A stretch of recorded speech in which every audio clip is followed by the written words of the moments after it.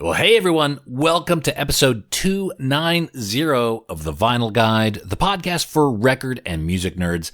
And holy moly, everyone, what a record store day we had last weekend. I saw heaps of great posts online, happy faces, people picking up new records, used records, special releases, and in general, just supporting your local record stores around the world. And that was fantastic. Thank you to everyone who supports independent record stores around the world. They all need it after this last year.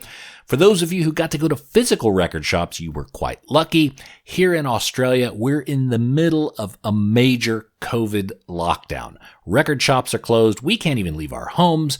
But I did manage to get a couple of things online from our local record shops down under, which will be delivered to my house shortly. So if you're in a location where you can't safely leave your house, like here in Australia, where I know a lot of our listeners are, please take a few moments to browse the online websites of various independent record shops in your city. Give them a bit of love online. I'm thinking of great shops like Utopia Records, Egg Records, Red Eye Records, Birdland, The Vintage Record, Beat Disc, Repressed, Resist, and more here in Sydney. In Melbourne, of course, you got Dutch Vinyl, Gravel Records, Licorice Pie, Vicious Sloth. You can't forget Vicious Sloth. Discrepancy, Heartland, Northside, The Searchers, Plug 7, and heaps more. If you are in one of those cities or in any city with a lockdown, your local record shops need you more than ever. So give them some online love, get a vaccine, and let's hope Record Store Day 2022 is free of this type of fuckery.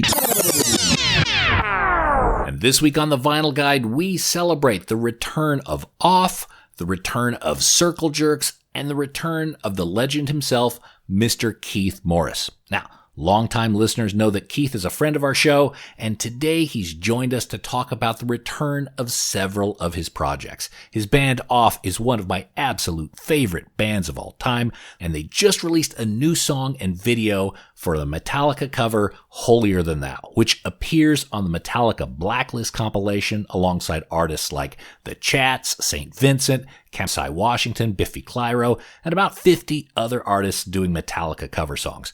Now, Off's version of Holier Than Thou is absolutely killer. If you haven't heard it yet, check it out now. They've got a video as well. It's the first Off music in 7 years. And today, Keith talks about that journey with Off, updates us on their Watermelon movie, introduces us to the new band members, plans for the future, and heaps more. And also today, Keith goes quite in detail about the return of Circle Jerks, their plans for the future, their upcoming tour, talk of going overseas, the new issue of Group Sex, complete with tons of extra stuff, and that's available at circlejerks.net.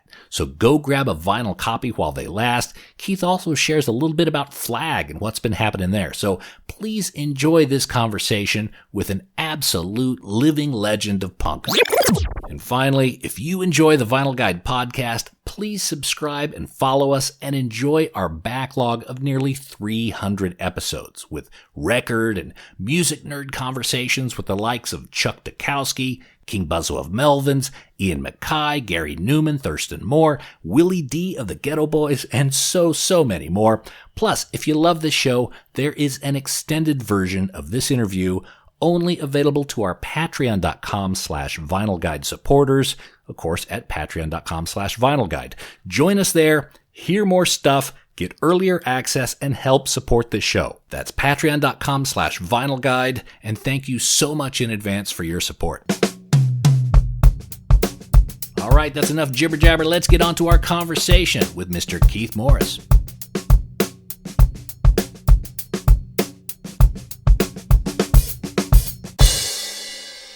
Well, hello, handsome. Speak for yourself. Good to see you, man. How you doing? Well, it's been an interesting year. Quite interesting, yes. What have you been up to? How have you spent your COVID time? Well, before COVID hit, Off, we'd written 25 songs. Dimitri and I had written 25 songs. We recorded them we recorded 23 songs with Del Crover from the Melvins. And some of the songs were really happening. Like, yeah, we could live with that. That's totally cool. And some of the songs were a bit iffy because he wasn't sure of all of the parts. So he was just kind of barely creating his way through some of the parts. And I believe that with Dale, because I think the way the Melvins record, they might run through a song maybe a couple of times, and then they'll look at each other and all exclaim to each other, "That's the best we're going to do." Right. And it's okay. I mean, that's totally okay. It wasn't okay with us because of the way we wanted to record the album. So Mario, here's what we've recorded with Dale. And Mario goes, "I've got to be a part of this." See, earlier on, we had told both Steven and Mario that we're recording songs, but we're also creating a soundtrack for a movie. We now have the dates cut out for when we're going to shoot the movie, when we're going to film the movie, in the middle of the Circle Jerks tour that's coming up. Right. So I'm going to be running myself into the ground. But Dimitri and I, we've gone back and forth about this for about the last 3.5 years. And it's time.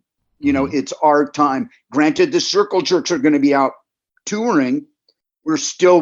We cut out time, and it's like, this is our time. So Watermelon is definitely happening still. The movie and the soundtrack. We have a new rhythm section. But getting back to Mario, Mario, at the very beginning of what we were trying to do, said, "I'm a drummer. I'm not an actor. I'm not going to be in the movie."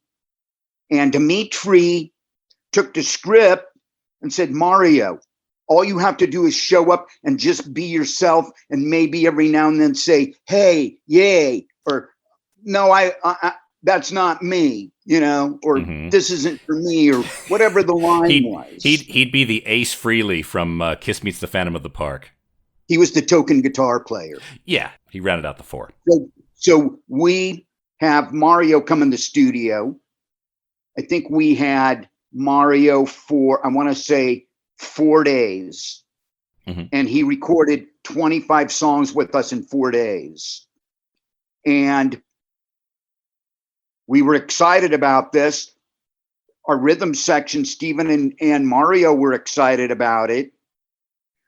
But one of the guys, his mantra was, "I'm not reading the script until we have the money where we know when we're going to be filming," which was kind of a slap in the face, because you would think that you would want to read the script to know what your job is in the movie, what you're going to be saying, how many scenes you have in the movie. So that was kind of disrespectful. And then things got ugly. One of the guys tried to do something that he shouldn't have done. It was very band member like. And so because one of them got fired, the other one decided, well, I'm going to hang out with my family, and I'm no longer going to be a part of this. Via email, it was like we tried to talk to him on the phone, and it was, we were getting nowhere. So, we just had to accept his resignation via the internet, which is what quite a few people do. I know that the Pixies, one of my friends auditioned for the Pixies, and she got a call back, and it wasn't a call back. It was an email to come back and play with us in the rehearsal space. And she somehow managed to screw that up. So I had a $500 bet with her that she was going to be the new bass player in the Pixies. She was perfect. She could have sang gigantic. she could have said, hey, Paul, let's have a ball, And so anyways, getting back to the off scenario, Dimitri and I always create these plan Bs, plan C, plan D. What are we going to do if? What are we going to do if these guys don't want to do this, when it's our turn to do this? And so we started working with another drummer, and he was really cool. He played in a band called Retox, and he was also part of this group of guys that would just like meet out in the desert or meet by the mountains or meet in the parking lot around the corner from the gas station and set up like 3 or 4 drum kits and do these drum battles amongst themselves. Mm-hmm. So I thought that was interesting. Dimitri thought that was interesting. That could have been part of our script. Could have worked that in. That's right. But he pulled something that was also very unband member like, and we discovered something in his anger that we don't want to be a part of this. So eventually we while we were still working with this drummer, we had a couple of bass players come in, and all of the bass players that came in were really cool, really good, really proficient. They were going to like bring something new to what we were doing. And we decided on a guy named Autry, who has played in a band called And You Will Know Us by the Trail of the Dead.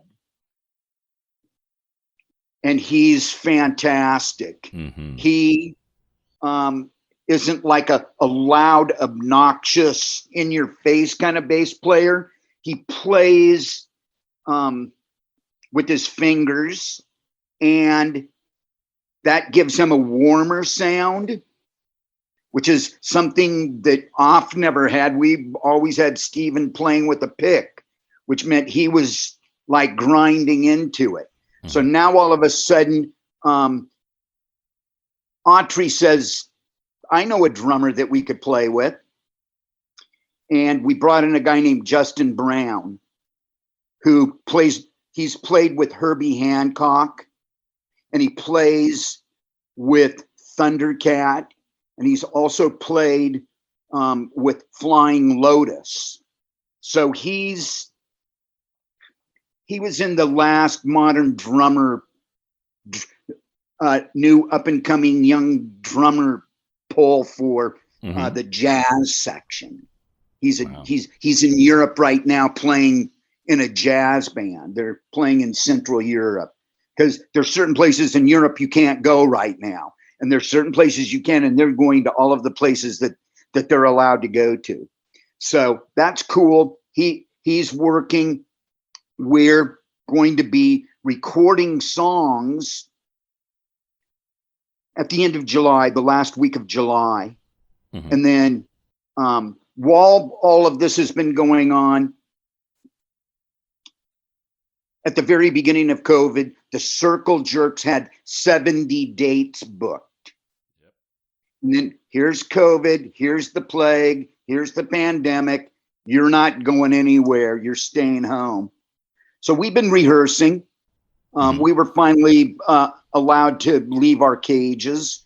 And were you guys rehearsing with the masks on and everything like that throughout all of last year? No. Because our drummer has 3 young boys. We're not going to be going back and forth. And even if we're going home after we get through rehearsing, there's too much stuff that can go on. And it's like, we don't want to put his kids at risk.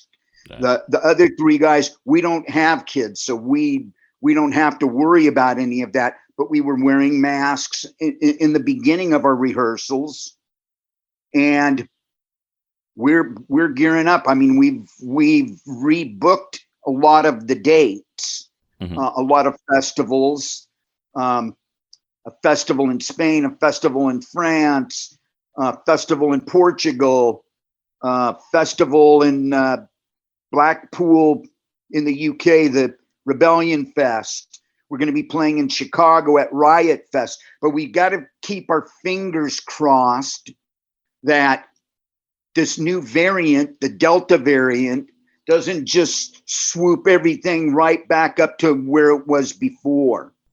Mm-hmm. The Circle Jerks have also been offered 2 different tours of your part of the world. The Circle Jerks have never been over there.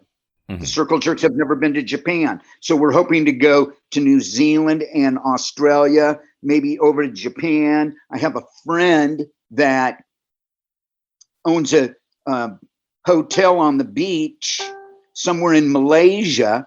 And he's saying, Keith, you should come over here. You can play on the beach. There'll be thousands of kids here because every time I go into the big city, they're all wearing Black Flag and Circle Jerks t-shirts and the Misfits and the Dead Kennedys and Motorhead. And, all of those kids, they're going to want to show up. So that could be promising. Anyways, we have probably about half of our U.S. dates booked. We still have a bunch of places to go in North America. Mm-hmm. Hopefully we can go to South America. So you're talking about these dates in the U.S. starting, I think, around September, October. When are your first overseas dates? Next year. Okay. A lot of the majority of the dates are going to be next year. Right. Yeah. Because, I can't see us, certainly in this part of the world, getting anywhere near back to normal till probably 12 months from now. It'll be definitely in the deep end of 2022. Your government's not going to want a bunch of people flying back and forth, coming in and out. And, oh, man. All of that kind of stuff. Look, they've done a really good job here of keeping it under control and kind of keeping it out of the borders. And I think as a total, we have less than 1,000 COVID deaths since the very beginning. So they've done a pretty good job of it. But what's happened is everyone got very complacent. People didn't we went back to having full concerts. A couple months ago, I went to a King Gizzard show, and there were 2,000 people in there with crowd surfing and everything. It was a huge party. But how many people were wearing masks? Oh, 0. Because let me tell you, because we had like maybe 4 cases in the entire country at that time. Now, in comes the Delta variant, which completely changes the landscape. And because we'd been successful all this last year in keeping COVID out of the borders, we've got like maybe 5% of people who were fully vaccinated. So everyone let their guard down. And now the big effort is on to make sure everyone gets vaccinated. But that's gonna take 6-9 months. Minimum, yes. But good luck on that. Yeah. I'd really like to come over there. One of our offers was to play with Pennywise, mm-hmm. who are actually, for our genre of music and the music that they play, they're actually pretty big over there. Mm-hmm. I think when they play to at least 2,000, 3,000, 4,000 people. The Circle Jerks have never been there, so we don't know what kind of a crowd we're going to draw if we were to headline on our own. Look, I think there's a huge built-up interest here.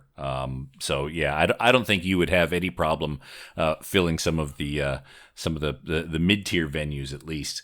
Well, that's nice to know. Absolutely. In fact, I was talking to Eamon of the Chats. You're familiar with the Chats, yeah? I'm familiar with the Chats. My Smoko. Man, don't be messing with my Smoko. You guys both did the same song on this new Metallica record, this Metallica tribute record. Have you heard both? I have. There's several versions. I've heard Biffy Clyro's version. That video that you guys did was quite amazing. When it came down to doing this Metallica tribute, did you guys get to pick the song? How did that happen? Our booking agent, Andy Summers, was contacted by Metallica's people because Metallica wanted Social Distortion to cover one of their songs. And while they were in the back and forth about that with our booking agent, they also said, we'd also like Off to do a cover.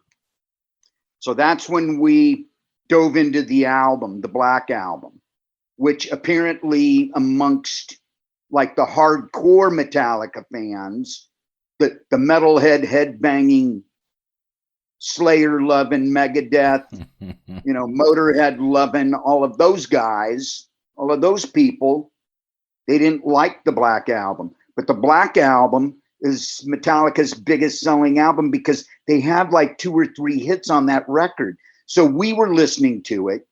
And when I say we, I mean Dimitri and Autry, our new bass player. And I listened to the record, I think maybe 4 or 5 times. And every time I listened to it, the one track that I zoomed in on was Holier Than Thou. Mm-hmm. When the 3 of us did our meeting of the minds, it was obvious that if we're going to do a track on this record, it's going to be Holier Than Thou. Mm-hmm. And so we recorded it. They loved it. I mean, James Hetfield was like, this was exactly what I expected from these guys. This is exactly what I wanted from these guys. And I was under the impression that Lars was the one that wanted us to cover the song because we actually, when I say we, I mean Off, played a show up in the Bay Area. I think we were in one of the grittier parts of Oakland. And he showed up with his son. And after we got through playing, he was sitting on the front of the lip of the stage after everybody that was there at the show had cleared out. So it was time for everybody just to kick back and be bros. And he was totally cool. There was no rock star BS attached to him. And he actually, not only did his son love what we did, but he also loved what we did. So I was just under the assumption that Lars was the one that asked for us to perform the track, when in reality, it was James Hetfield. So now we've got 2 or 3 fans in Metallica, which helps.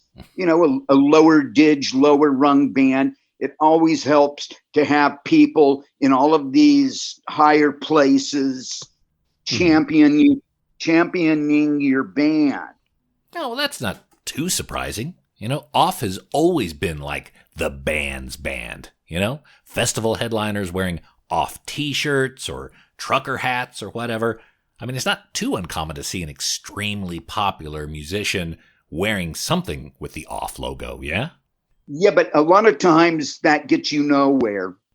A perfect example is Dimitri's band before Off was the Burning Brides, and they played with Eagles of Death Metal. They played with Queens of the Stone Age. They played with the Foo Fighters. They played with My Morning Jacket. They played with Mike Watt. They played with, what was the band with the 2 guys from, the 3 guys from Rage Against the Machine. Oh, Audioslave. Yeah, they opened for Audioslave. And A Perfect Circle. Mm-hmm. They played with a lot of these big headlining bands, and it didn't equate to them selling any records. It didn't equate to them moving up on the moving up in the chain of events and snowballing and garnering new fans. Mm-hmm.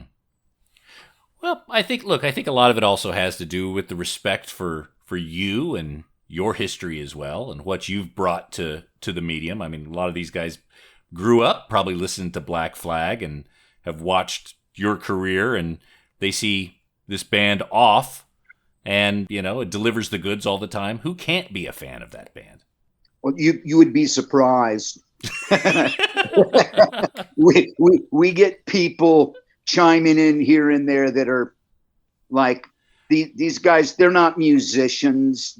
They're punk rock, and punk rock punk rock people don't know how to play their instruments and all sorts of just goofy garbage like that.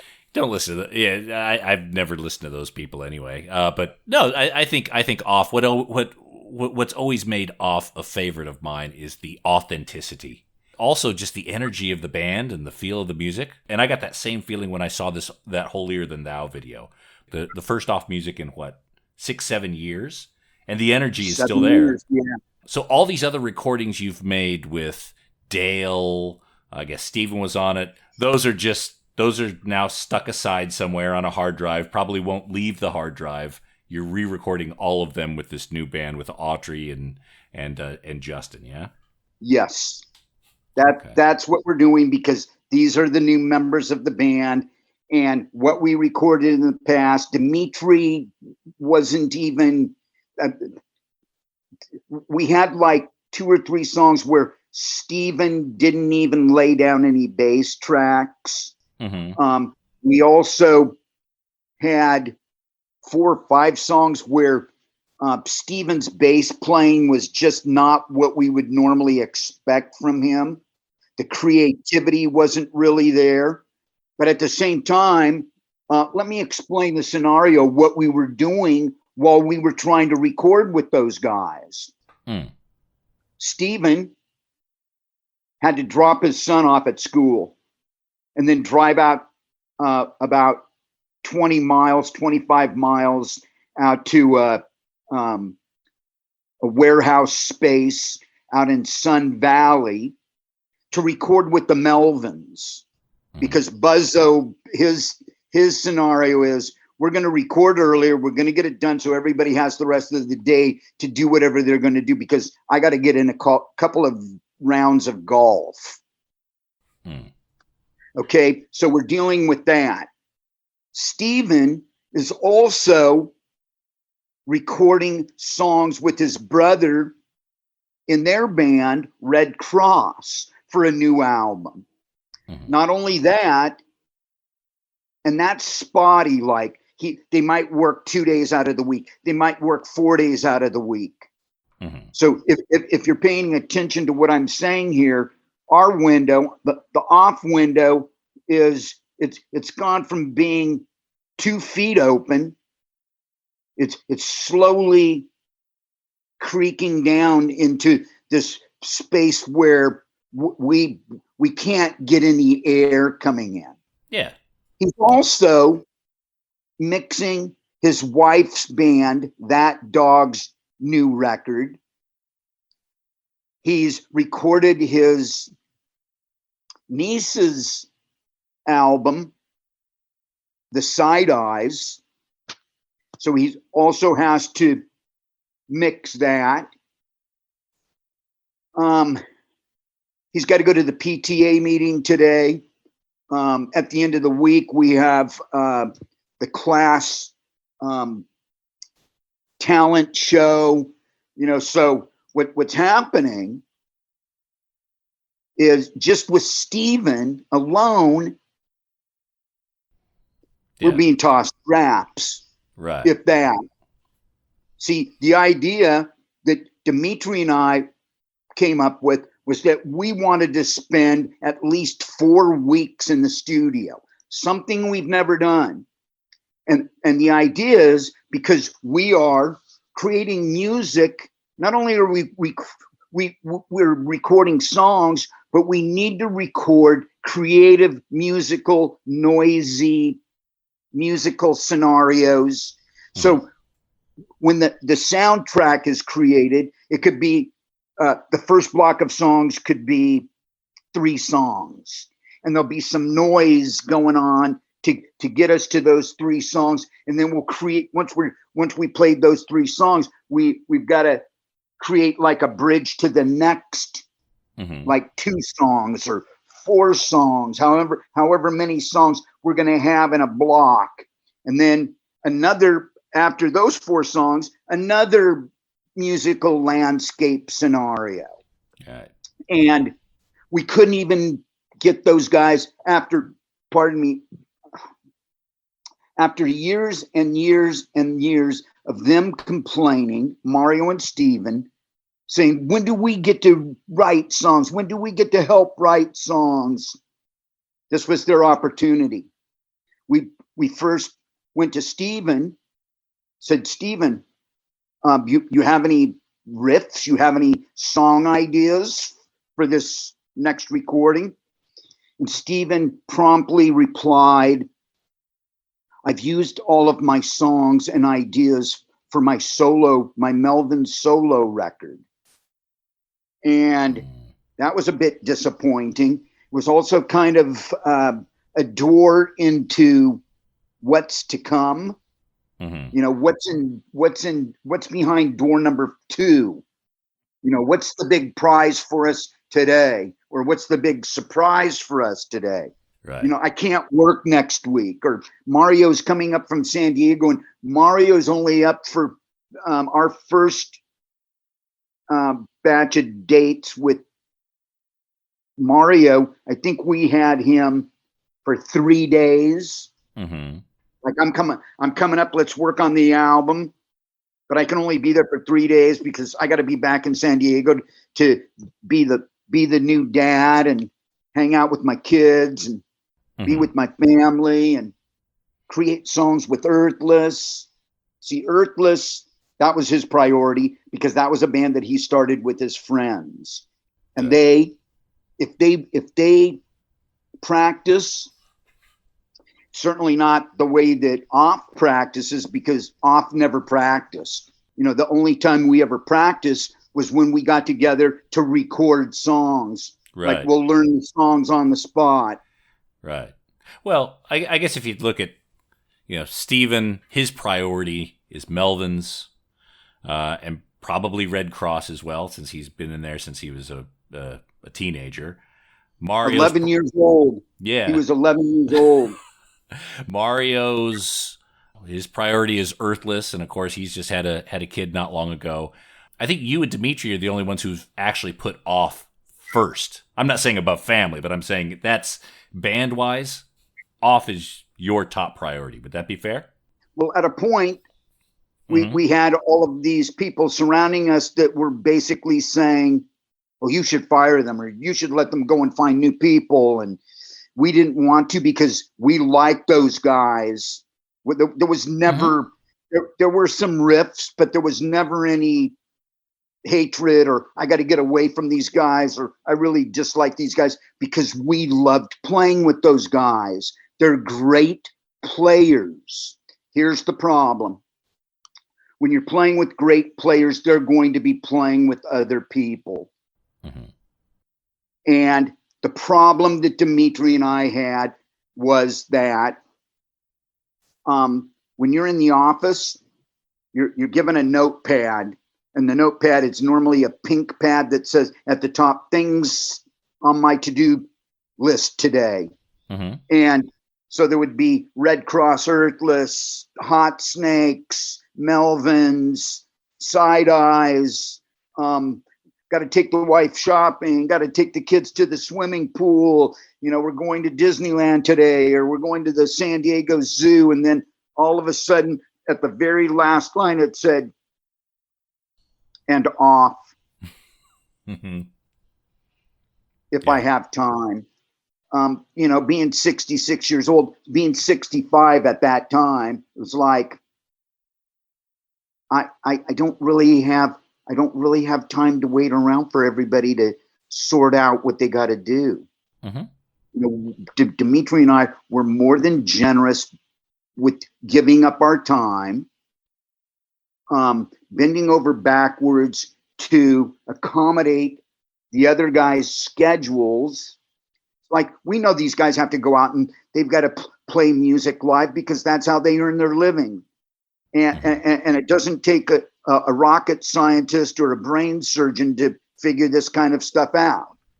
But when you're here with Off, you're here, and you need to be contributing. So give us the amount of time that we're asking for. It's not like we're asking for, you know, 1 million hours of time. They couldn't do that. Right. And so it got ridiculous. Well, look, it sounds like Autry and Justin are a bit of a breath of fresh air and some new blood for the band that will give that additional energy that it needs. They both play with other people, Mm-hmm. but they also understand the importance of what Dimitri and my vision is for this recording and for the soundtrack. And they're when they're in town, they give us a lot of time. Good. So Watermelon, the movie, it was originally going to be crowdfunded. Is that being sorted out a different way now?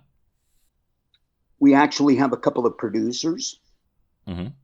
We have a European producer who basically put his foot down and said, when we start filming this, we're going to use my crew, which means we're going to be working with Belgians. We're going to be working with Limeys. We're going to be working with some French people. I'm sure we'll pick up people here because we're the entertainment movie hub of the world.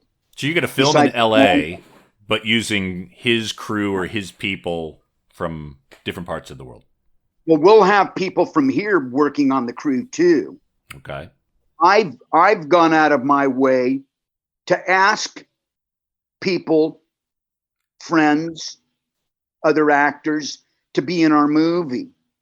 Mm-hmm. I've asked Jack Black. I've asked Flea Balzery from the Red Hot Chili Peppers. I asked Gibby Haynes from the Butthole Surfers and P and Gibby's headache problem or whatever. He did a solo album with a band and it was actually really, really good, like a really rocking record. I asked if he and I could do battle as good versus evil. So I've been doing my job, just sort of like learning my lines, because I still have probably we're supposed to film in mid-May to mid-June of 2023. Wait, 2022. Yeah, 2022. Okay. All right. Yeah. So you've got a year to learn your lines. I'm getting so worked up and excited about this. I forget what our dates are. I would imagine it's going to be a very cameo-heavy film. So you guys are recording the soundtrack to it in July, which is in a few weeks. Or are you talking July 2022? What we're doing is the new guys in the band, they're all itchy. They've all got itchy trigger fingers. They're all squirmy and they're excited, and little beads of sweat appear on their forehead when we start talking about recording. When are we going to record? When are we going to record? When are we going to play live? We're working on that too, but we're going to go in. We're going to just take our attention and zoom in on about 12 songs. And these are, I consider these to be our best songs. These are like some of my favorite songs. And we're going to take those recordings. Dimitri and I are going to have to listen to them and determine, because out of the 25 songs, we're only going to be using maybe 15, 16 songs out of the 25 songs. And with these songs, we've got to figure, well, what could we play back to back to back? What can we, how do these songs fit together? Sequencing, then, right? Yeah. Right. And then we start creating all of the glue, all of the musical landscape, what have you. Okay. So these 12 songs are like the scaffold that you start to kind of hang the rest of it on, yeah? Yes. Yeah. Okay. So when do you think people can hear some additional off outside of this Holier Than Thou track? When do you think the next time will be? We're waiting to find out if we're going to be playing a secret show just for these guys to like play live with Dimitri and I, so we could play as a band live just to see how it goes. And we're going to be in a situation where there could be a lot of people there. We don't want anybody using their cell phones. Mm-hmm. There'll be signs up. You leave your cell phone in your pocket, or you get booted out. Yeah. So that's the live music. So what you're saying is there's probably going to be a couple shows this calendar year, but probably no further released music until we kind of get into that watermelon cycle a year from now. Is that? Well, we've been told that we could be playing as soon as January, because the month of January, the Circle Jerks aren't doing anything for their tour. It's like we're doing some stuff in September. We might be doing some stuff in October. And then there's going to be the month of January where the Circle Jerks are not doing anything, because we're waiting until February. All of our real touring starts up in February. Got it. Okay. And then I understand Off is now on Fat Possum. Is that correct? That's correct. Okay. The great scenario about Fat Possum is that Dimitri sent them, I guess, an MP3 of Holier Than Thou. Mm-hmm. I don't think we're supposed to really be telling anybody this, because Metallica was really like, we don't want anybody to know that you're covering our song, and we don't want anything getting out. And it's like, yeah, but we're trying to come up with a new record label. And the owner of Fat Possum heard it and wigged out and took it out into the offices. I don't know how many people work for Fat Possum, but all of the staff and crew were there, and he played it for them. And the consensus was like, bananas. This is nuts. Mm-hmm. This is ape shit. And so another great thing, when you have all of the people psyched about it, that's always a great thing. But also, he owns a vinyl pressing plant. Oh. So it's like, there are bands that can't put out any of their music on vinyl because there are only a handful of vinyl pressing plants in the world right now. It's a year backlog. One of our biggest here, I guess, in North America, one of our biggest pressing plants burned to the ground. So we have that in our favor. That's always a plus. That's excellent. Has there been any other recorded music other than Holier Than Thou? Is that the only track you guys recorded in the studio? Well, we recorded all of those songs that we would just consider demo songs with Mario and Dale. Yeah, but Holier Than Thou was Autry and Justin as well, right? That's the first thing we've recorded with those guys. Okay. Was there anything else recorded at that time, or did you guys just go in, that was the only song, in and out? That was it. Okay. Let's do this. Let's just zoom on this, rock it out, and start learning our own songs. And the video for Holier Than Thou, is that a bit of a taste of what Watermelon's going to feel like? Was that the crew? Was that the prototype for what the movie will be? I'm hoping. I mean, because we had a lot of fun doing that. So last time we talked on the show, Circle Jerks were not in the conversation. You tried to start it before, but then there were some difficulties. How did it finally get jump started? We'll be back after these messages. Psst, hey, I gotta let you know about the Groove Washer record cleaner. The Groove Washer is the best record cleaner money can buy. I use it daily, and it not only cleans my records so they look and sound their very best, but the Groove Washer is also safe for long-term vinyl storage. I would never trust my vinyl with a no-name cleaner. ask for the Groove Washer by name at your local record shop and accept no substitutes. And if they don't stock the Groove Washer, just simply go to groovewasher.com and get 10% off with discount code VinylGuide10. That's groovewasher.com, discount code VinylGuide10.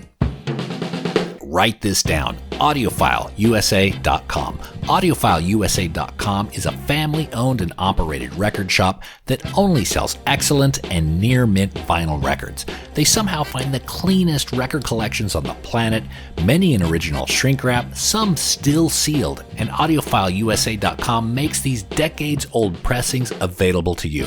AudiofileUSA.com has over 42,000 titles in stock, and you can dig through their website searching by artist, genre, or even label and find the deals. Bookmark it in your web browser now, audiofileusa.com, home of the Holy Grails. Now we return to the program already in progress. No limits. Last time we talked on the show, circle jerks were not in the conversation. You tried to start it before, but then there were some difficulties. How did it finally get jump started? One of my friends came to me and said, Keith, you don't have very much money in the bank. What are you thinking about retirement funds? He said, I've got an idea here. We'll have the Circle Jerks reunite and go out on the Circle Jerks are back together to play some songs for you. Ta-da, ta-da, ta-da. And I was kind of leery because I was not getting along with either Xander or Greg. Although Xander and I, our friendship has rekindled. I mean, it's taken a while. But I'm really happy with those guys because they had made a decision that allowed me to start off with Dimitri. And off has just been nothing but greatness for me. Anyways, my friend comes to me and says, how about we book a Circle Jerks reunion tour?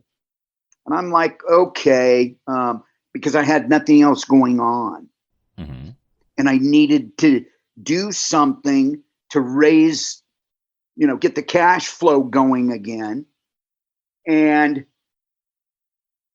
they started booking shows. And here in the North America, it was extremely easy. All of the promoters wanted us. Now, Europe is a whole different story because the Circle Jerks had only gone to Europe once for about 2 weeks. And we came back from Europe and three of us looked at our drummer and said, so when are we going to, how many more months before we go back to Europe? And he said, we're not going back to Europe because we lose money going over there. And nobody stepped up and said, yes, but we're trying to build an audience over there. And if we've got to lose money to go over there, at least we're having a good time and we're going to places we've not been like 200 times before. Right. That didn't work. So us, when I say us, I mean the Circle Jerks getting dates over in Europe has, in some areas, been extremely difficult. In some areas, it's been extremely easy. It's been like, yeah, what do you want to do here? So he came to me with the idea of this tour, and I thought, well, like I said, I've got nothing else going on. Let's go ahead and do this. Off's not doing anything, and in the process of at the beginning of COVID, we had 70 shows booked. Now, when COVID hit, when Plague World started happening, the majority of the dates just disappeared.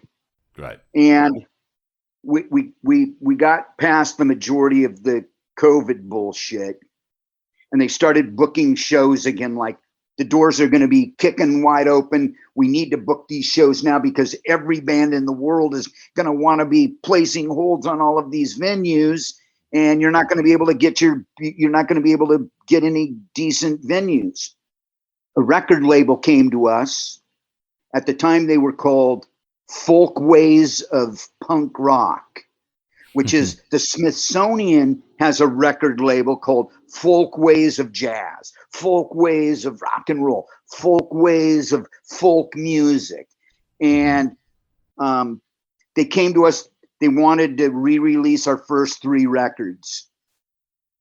And the offer that they made was we would have been idiots. We would have been beyond stupid to not take their offer. So all of the business stuff started happening about Trust Records. They had to change their name from Folkways of Punk Rock because the Smithsonian said, well, no, we own the name Folkways of whatever is attached to it. Right. And so they came up with Trust Records. They're really great guys. They're doing an amazing job. We've already released Group Sex, the 40th anniversary of Group Sex. Greg Hudson found a cassette in a box of one of our first rehearsals in my garage over in Inglewood. So those are the bonus tracks. And we created a booklet, like a really happening booklet with a lot of quotes from a lot of different people. Happy Tom from Turbo Negro, John Doe from X, just all of these different people that we know, Tony Hawk and all sorts of really great, cool people. And it's already been released and it's already sold out. I think it's sold out 3 times now. Mm-hmm. But in October, and I was told, you're not supposed to be talking about this until we get ready to roll it out. And it's like, hey, we're releasing the anniversary reissue of Wild in the Streets sometime in October. So Wonderful. Your people are hearing this first. World exclusive. Incredible. Is it going to have the same treatment? The booklet, the splatter versions, the same sort of package as Group Sex? I hope so. Mm-hmm. I don't think we've talked about any vinyl colors yet, but we'll get around to that. And what they'll do is they'll wait till the very last minute and say, well, what do you think of this? Or what colors do you want? But you have to get back to us in 3 hours because we need to know. Well, don't let me go on the site to see what vinyl is available.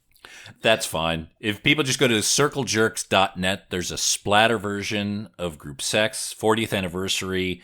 It comes with a gorgeous 20-page booklet, photos, flyers, and the band rehearsal tape, some artifact from 40 years ago that you probably hadn't heard. What was it like hearing those demos for the first time in 4 decades?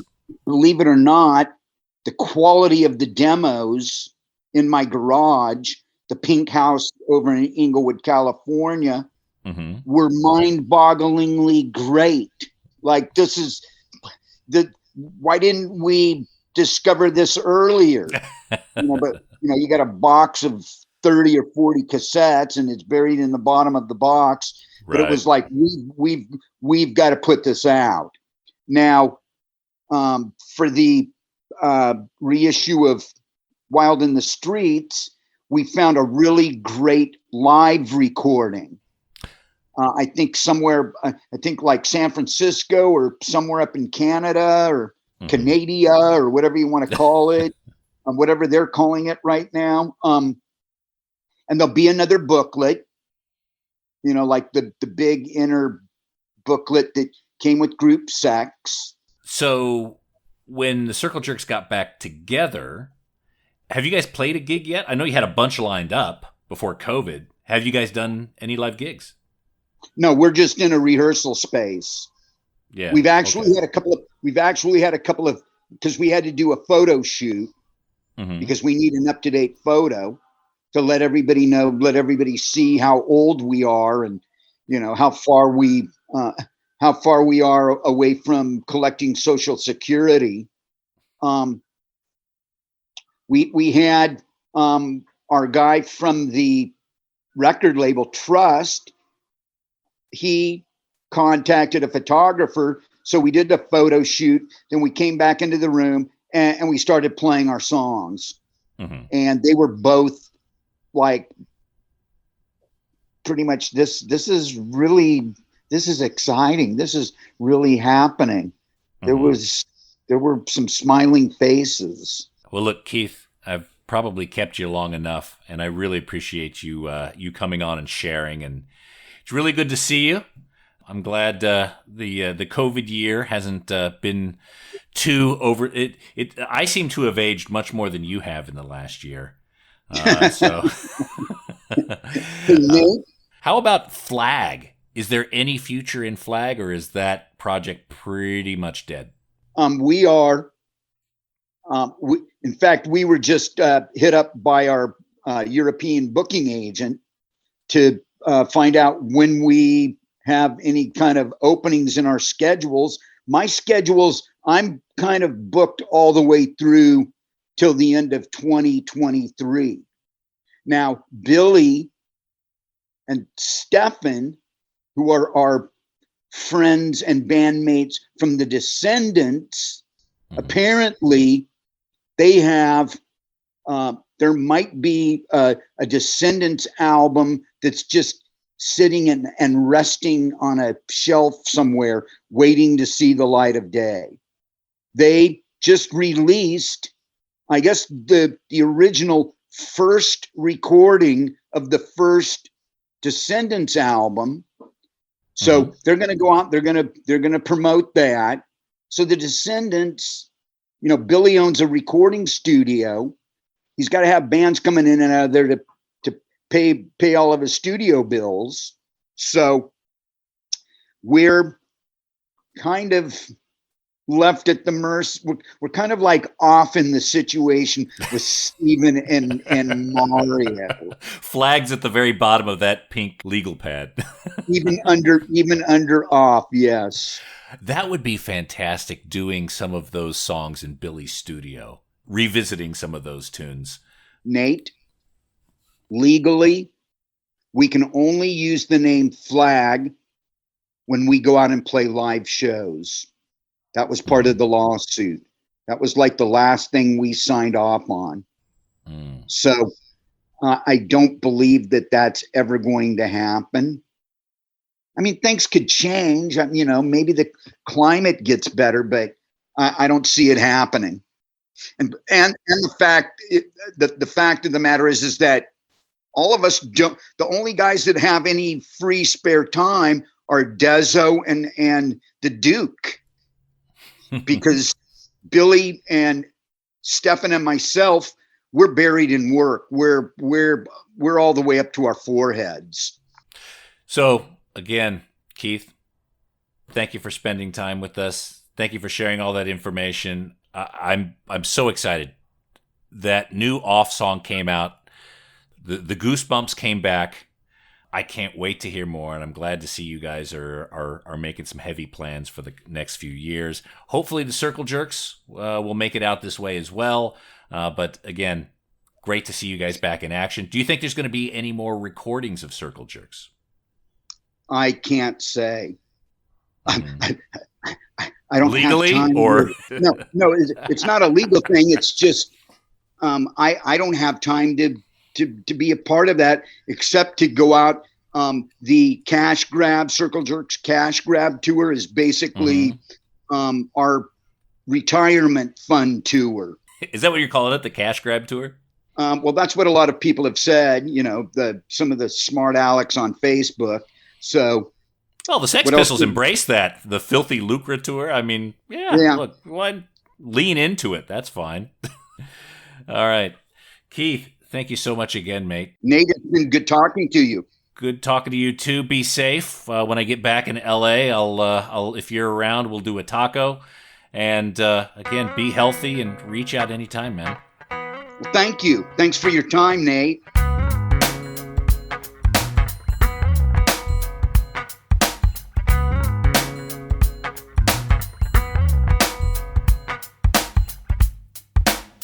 Jung, jung, jung, jung. There goes my hero, Mr. Keith Morris, here on the Vinyl Guide. And again, If you enjoy these conversations with Keith, there's an extended version of this interview up on our Patreon page, patreon.com/Vinyl Guide. There's also a few other episodes that feature Keith. Of course, he goes into detail of some of his Black Flag stories, his autobiography, My Damage. You can go to Vinyl Guide episodes 56, 129, and 165. And of course, now we've added episode 290 to that illustrious list. Thanks again, Keith. Everyone, check out the new off-track, Holier Than Thou. Google it up, watch the video, download it on your streaming services. Enjoy the track for now, and let's all put our collective positive vibes into the universe that we'll all get a brand new off album sooner than later. Also, follow Circle Jerks on social media and go to circlejerks.net. They got all sorts of merch up there, including a brand new vinyl issue of Group Sex. It comes complete with a 20-page booklet. There's some vinyl variants. That's at circlejerks.net. And that is it for this episode of the Vinyl Guide. Thank you everyone for enjoying this. Please share this on your social media. Put it on Facebook, tweet it out on Twitter, share it with your friends, post it on your Facebook groups, stand up and talk about it in your AA meetings. Whatever you got to do to spread the word of the Vinyl Guide podcast is much appreciated. We'll be back shortly with a brand new episode. So until we talk next time, get out there and buy some records, people. Cheers. That's it for this episode of The Vinyl Guide. Send your thoughts to Nate at thevinylguide.com or follow or tag us on Instagram at Vinyl Guide. Until next time, keep spinning.